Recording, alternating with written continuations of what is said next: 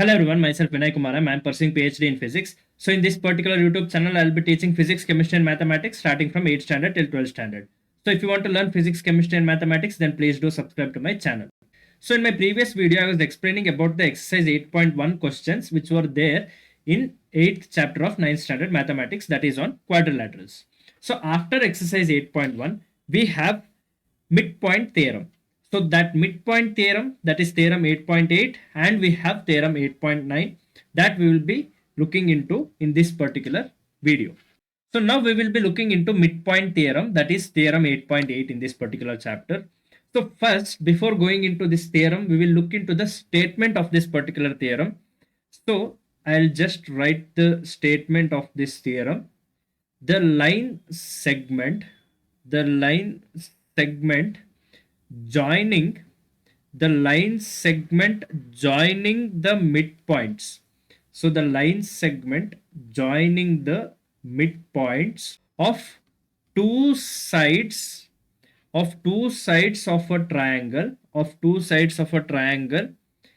is parallel to the third side, third side. So this is what the statement is. If you consider a particular triangle like this, so if you consider a triangle A, B, C, if you consider triangle ABC, and here if you join the midpoints of any two sides in this triangle, so let us consider AB and AC as the two sides in this particular triangle. Let's call this particular point as E, which is midpoint of AB. So AB is a line in this particular triangle. So midpoint of AB is E. And let us call this particular point as F in such a way that is this particular F lies on the midpoint of AC. Now if you connect these two midpoints of any two sides of a triangle, that is, now I am considering AB and AC. So I am connecting the midpoints of AB and AC. So now here, if this is happening, then that particular line which you have drawn between the midpoints of two sides will be parallel to the third side of this triangle. So which is the third side remaining now in this triangle? This BC is the third side remaining. So that means here this particular EF will be parallel to BC. So EF is parallel to BC. This is what midpoint theorem states. So now we have to prove this. So now we have to prove EF is parallel to BC. So now in order to prove that, we need to draw a particular diagram in such a way. First we will draw the triangle ABC. So we have a triangle ABC. Now we have to draw a parallel line to AB like this. So now we have to draw a parallel line to AB, and here we already have E on AB and we already have F on AC, which are midpoints of AB and AC respectively, and we have drawn this particular line. So now extend this line to meet this particular line. So let's call this line as CM. So CM is parallel to AB. We have constructed CM in such a way that this particular CM is parallel with AB. So now from F we have EF line. So that EF line is extended to meet this particular CM line at point D. So let us call this point as D. So now we have a quadrilateral EBCD. So now if we prove that this particular quadrilateral EBCD is a parallelogram, then straight away we come to the conclusion that EF is parallel to BC, because in parallelogram opposite sides will be parallel to each other. In order to prove that, first we don't know whether this EBCD is a parallelogram or not. So we have to prove that this particular EBCD is a parallelogram. In order to prove that, let us consider this particular triangle and this particular triangle. So we have a triangle like this, and we have one more triangle like this. So we have one more triangle like this. So this point is D, this point is C, and this point is F. This point is E and this point is A. So we need to prove these two triangles are congruent with each other. So now consider triangle AEF and triangle CFD. So in these two triangles, AC and ED are straight lines. Here AC and ED are straight lines. So AC and ED are straight lines. Because they are straight lines, these two angles act as vertically opposite angles. So that is AFA and DFC will be equal to each other. So AFE will be equal to CFD.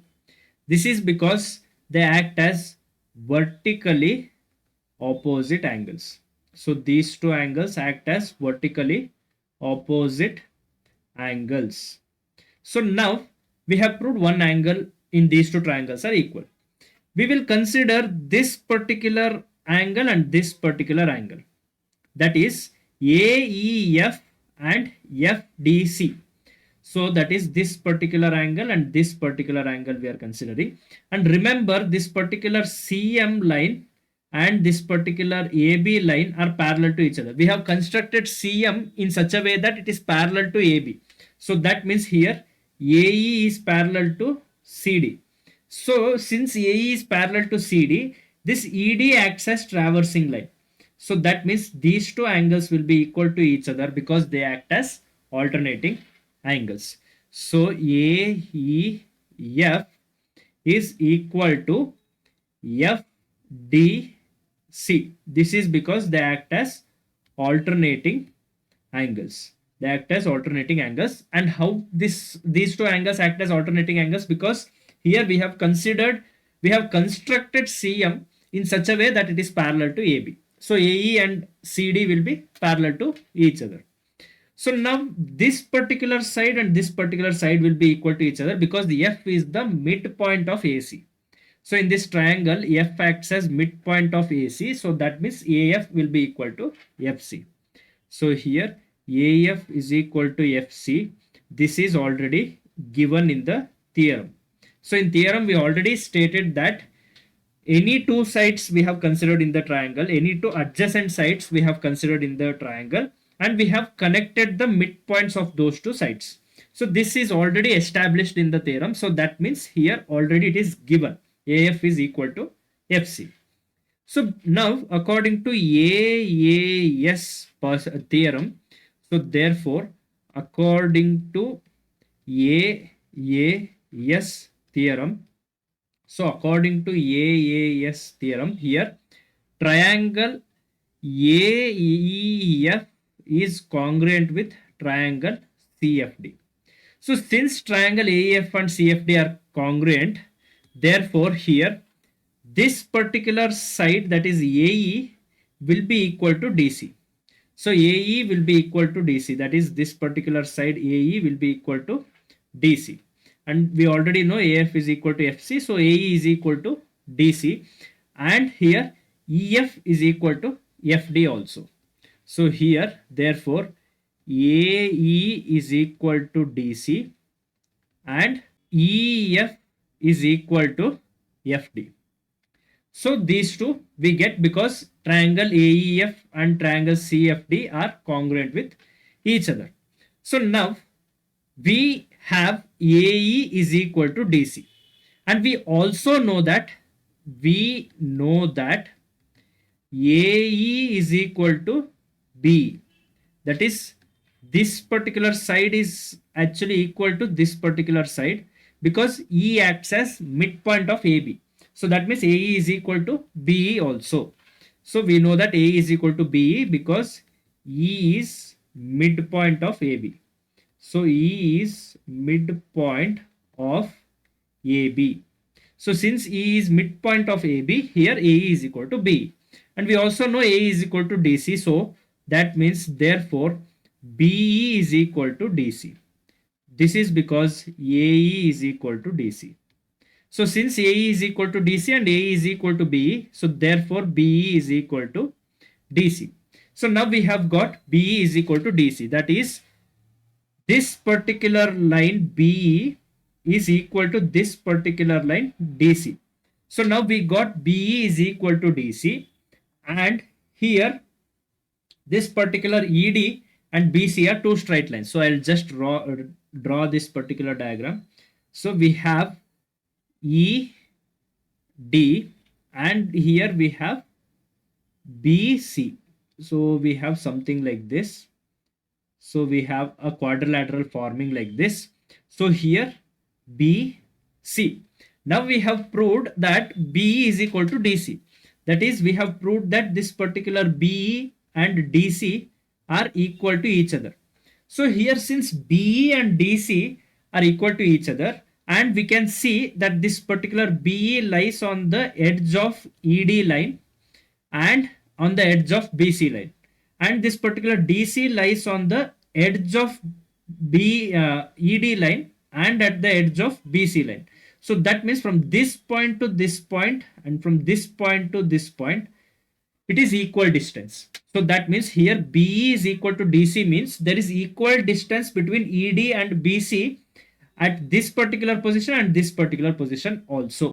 So the two lines which are traversing ED and BC, the two lines which are traversing ED and BC are getting equal to each other. That is, BE is equal to CD. So that means here ED will be at equidistance from BC. Since BE is equal to DC, since BE is equal to DC, therefore ED is equidistant from, so BED is equidistance from BC. So ED is at equidistance from BC. Since ED is at equidistance from BC, therefore ED is parallel to BC. So therefore ED is parallel to BC. So now we know that F lies on this particular ED. So F lies on this particular ED. Since ED is parallel to BC, therefore EF is also parallel to BC.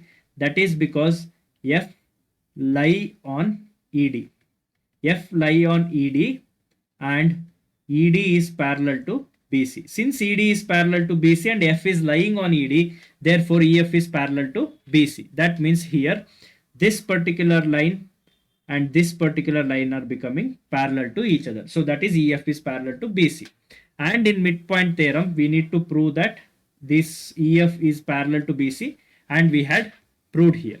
So therefore EF is parallel to BC because F lie on ED, and we have proved that ED is parallel to BC. Since ED is parallel to BC, EF is parallel to BC. So this is the proof of theorem. At last you can just write hence the proof. So that means we have proved that EF is parallel to BC. That is, that particular line which has been connected to the midpoints of two adjacent sides of a triangle is getting parallel to the third side of that particular triangle. So now we will look into the next theorem. So now we will look into the next theorem, that is theorem 8.9. So in order to prove this theorem 8.9, first we will write the statement of theorem 8.9. So the line drawn, through the midpoint. So the line drawn through the midpoint of one side of a triangle. So of one side of a triangle parallel to one side of a triangle parallel to another side. So parallel to another side. So now here, when this like this, if you construct a particular diagram, then it bisects the third side. It bisects the third side. So let us draw a diagram in order to understand this particular statement. So here we have a particular triangle ABC.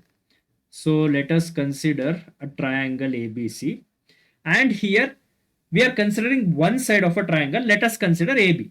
So on this AB, we are pointing a midpoint. So let's call this particular point as E, and this E acts as the midpoint of AB.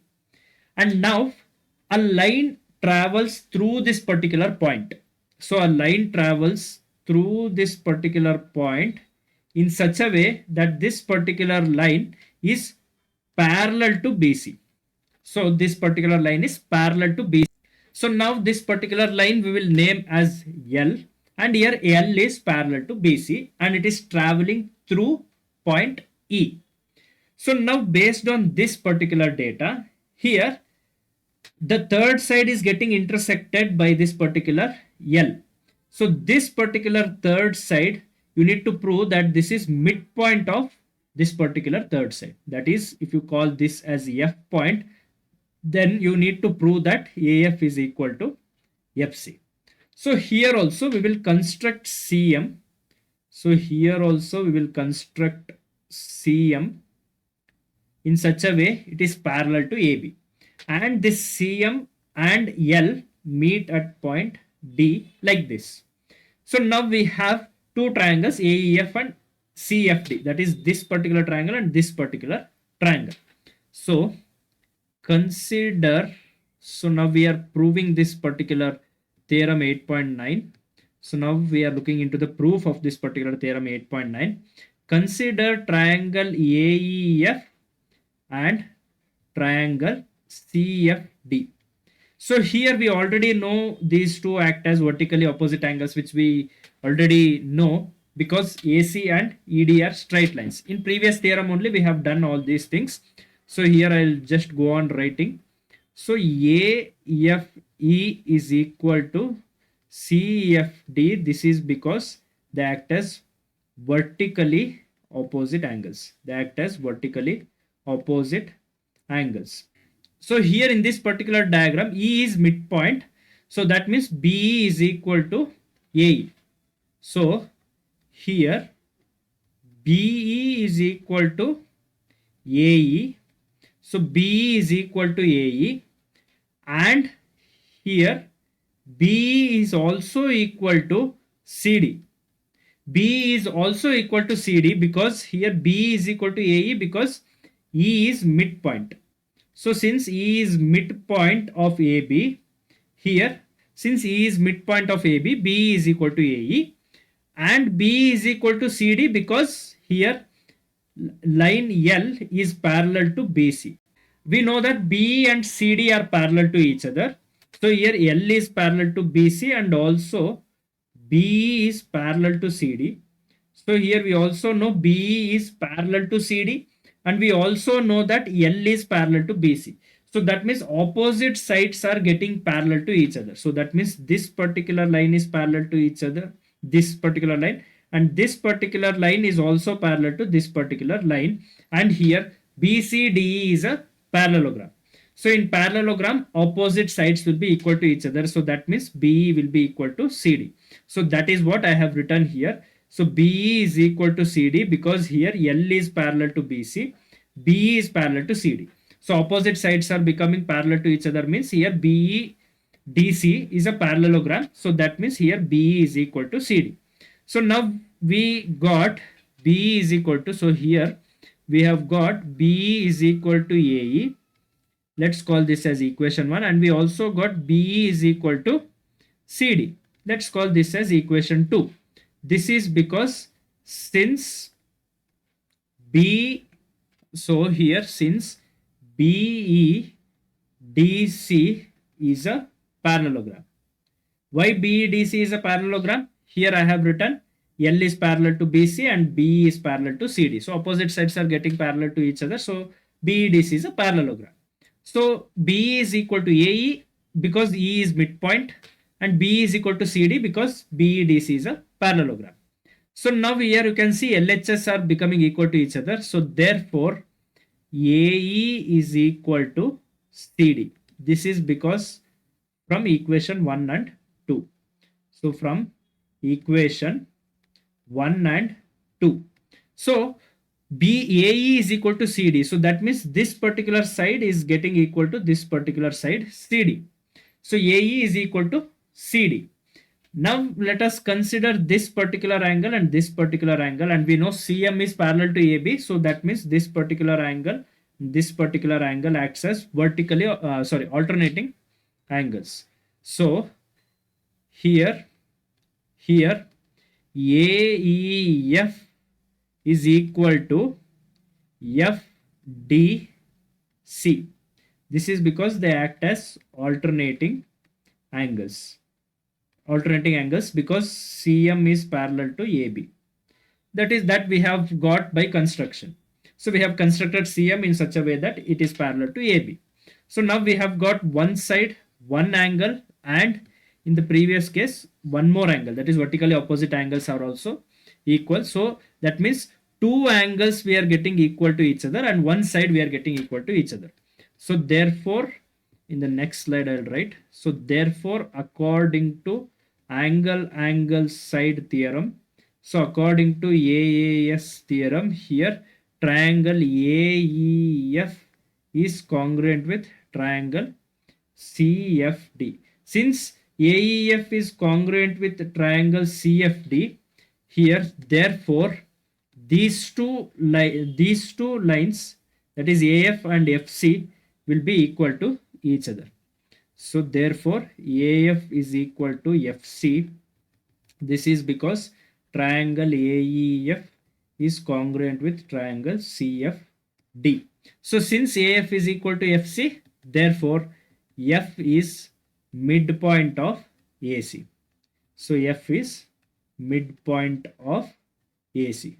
So this is what they had asked in this particular theorem to prove, and we have proved that. So in this midpoint theorem, one more thing you have to remember. So in this midpoint theorem, one more thing you should remember, that is, if you consider a triangle ABC and if you connect this particular midpoints of AB and AC, that is, if you connect E and F, then here this particular EF will be twice the length of BC. So here BC is equal to twice EF, that is EF will be the twice of BC, or EF is equal to half of BC. So this is one thing which you should practically do and verify this. So you can construct a triangle and join midpoints of adjacent sides of any two sides of a particular triangle and measure the length of this particular line and measure the length of the third side. EF is equal to half times BC. This is one thing which you should remember while studying midpoint theorem. So this is all there in this particular video. Like this, if you want to learn more physics, chemistry and mathematics starting from 8th standard till 12th standard, then you have to subscribe to my channel. Please do subscribe to my channel and stay tuned with my channel. Thank you.